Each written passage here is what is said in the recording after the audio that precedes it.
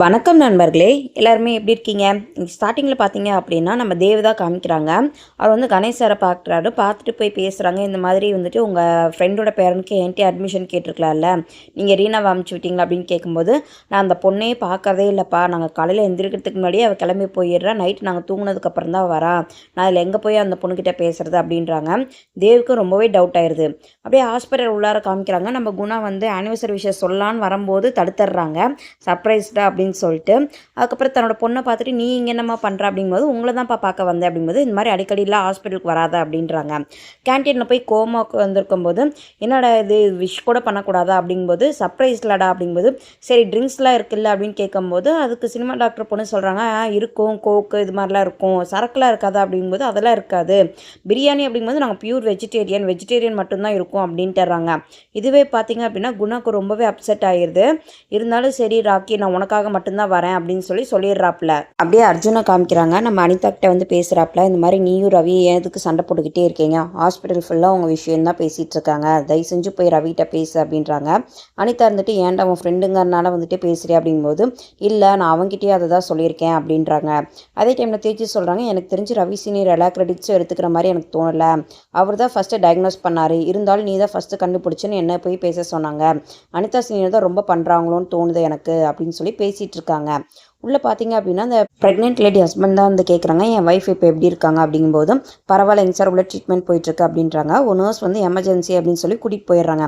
அனிதா வந்துட்டு சொல்கிறாங்க, water leakage இருந்துட்டு இருக்கனால இன்ஃபெக்ஷன் பிளட் ஃபுல்லாக ஆயிடுச்சு அப்படின்னு சொல்லிட்டு ரதி மேம்கிட்ட போய் கேட்குறாங்க. ரதி வந்துட்டு மதுரையாவது காப்பாற்றலாம், ஆப்ரேஷன் பண்ணி குழந்தைய எடுத்துடலாம் அப்படின்றாங்க. அதுக்கு ரீனா இருந்துட்டு குழந்தைய எடுத்தாலுமே இன்குபேட்டரில் வச்சு ட்ரை பண்ணி பார்க்கலாங்க மேம் அப்படின்னு சொல்கிறாப்புல. அதே இருந்துட்டு உனக்கு வந்து ஹோப் கிடைக்கணும் அப்படிங்கிறதுக்காக பேஷண்ட்டோட நம்பிக்கையில் வந்து நீ விளையாடாத, நீ கொடுக்குற ஒவ்வொரு நம்பிக்கையுமே வந்துட்டு அவங்களுக்கு ரொம்ப எதிர்பார்ப்போடு இருக்கும் அப்படின்றாங்க. சரி நீயே போய் அவங்க ஹஸ்பண்ட்கிட்ட சைன் வாங்கிட்டு வா அப்படின்னு சொல்லி அமுச்சு விடுறாங்க. நம்ம ரீனாவும் போய்கிட்டு இந்த மாதிரி நாங்கள் முடிஞ்ச அளவுக்கு உங்கள் குழந்தைய காப்பாற்றுறோங்க சார் அப்படின்னு சொல்லி சைன் வாங்கிட்டு வந்துடுறாங்க. நீ வந்து பொய்யான நம்பிக்கையை கொடுக்காத அப்படின்னு சொல்லி தான் அமுச்சு விட்டுருப்பாங்க. ஆப்ரேஷனுக்கும் ரெடி ஆகுறாங்க. ஆப்ரேஷன் பண்ணி குழந்தைய எடுத்துடுறாங்க. குழந்தை பார்த்தீங்க அப்படின்னா அளவே இல்லை. நம்ம ரீனாவே எவ்வளவோ ட்ரை பண்ணுறாங்க, ஆனால் குழந்தை அளவே இல்லை, குழந்தை இறந்தே போயிடுச்சு. வந்துட்டு ரீனானால சுத்தமாக ஏற்றுக்கவே முடியல, ரொம்பவே அழுகுறாங்க. அப்போ போய் ரதி வந்துட்டு சமாதானப்படுத்துகிறாங்க. இதே மாதிரி நான் ஃபர்ஸ்ட் ஆப்ரேஷன் பண்ணும்போது வந்துட்டு எனக்கு இந்த மாதிரி ஆச்சு, அப்போ ஆர்கே சார் தான் வந்து சொன்னார், இந்த மாதிரி ஒரு நாள் நடந்த விஷயத்துக்காக வந்து நீ இப்படி ஃபீல் பண்ண அப்படின்னா இனிமேல் காப்பாற்ற போகிற உயிரை பற்றி நினச்சிப்பாரு அப்படின்னு சொன்னார். அதனால தான் இவங்க திரும்ப திரும்ப இந்த வேலைக்காக வராங்க. அப்போ தான் எனக்கும் தோணுச்சு, அதனால் நீ ஃபீல் பண்ணாத, உன்னால முடிஞ்ச அளவுக்கு தான் பெஸ்ட் நீ கொடுத்துருக்க அப்படின்றாங்க.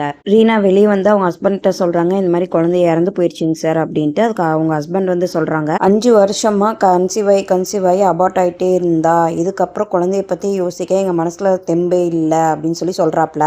ஒரு அம்மா அப்பாவாக ஆகிறதுக்கு வந்துட்டு நீங்கள் எவ்வளோ ஃபீல் பண்ணுறீங்கன்னு எனக்கு தெரியும், ஆனால் எத்தனையோ குழந்தைங்க அம்மா அப்பா இல்லாமல் இருக்காங்க, பெற்று தான் எடுக்கணும்னு இல்லை, தத்து கூட எடுக்கலாங்க சார் அப்படின்றாங்க. இதை கேட்டதுமே வந்து ரதியும் ரொம்ப ப்ரௌடாக ஃபீல் பண்ணுறாங்க.